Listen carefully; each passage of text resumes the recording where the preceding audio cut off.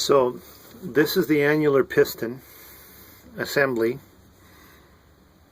that goes into there, presses against the Torrington bearing and the swash plate or thrust washer inside there that I've already taken pictures of, you've seen, which engages the gears that you saw and presses them against the clutch pack inside, which then the gears drive the gear right there, which drives this.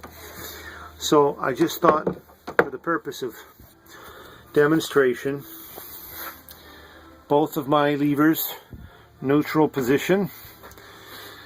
This makes this piston in a neutral position. Sorry for the glare. Now I can only show you the forward drive because the reverse, as I've said, this is the reverse piston here down on this one. So I'm only able to show forward right here.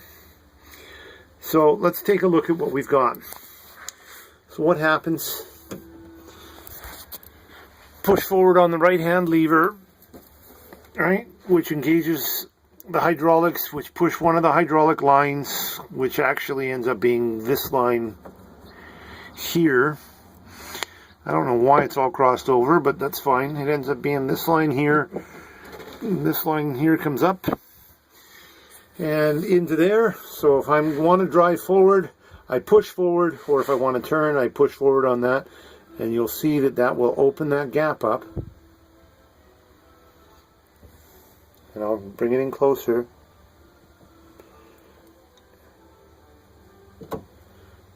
That's the annular piston movement right there.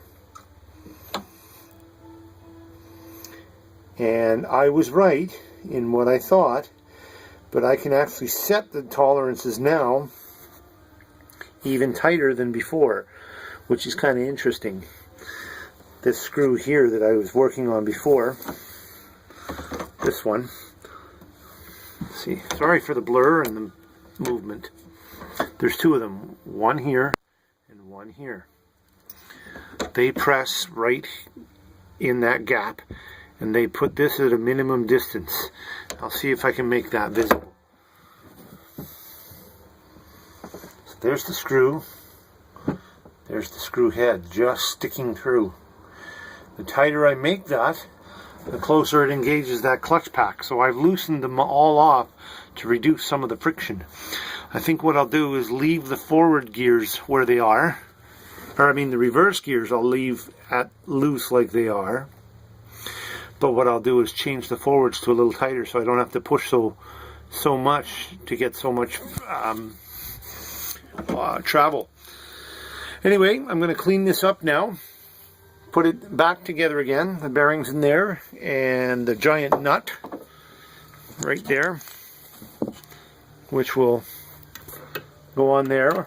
Once this is in, then this goes in and holds it all together. Then the cap with the O-ring, as you can see it. So I've got to clean up. I'm obviously not wanting to touch anything too much with dirty hands. Anyway, that's where we are.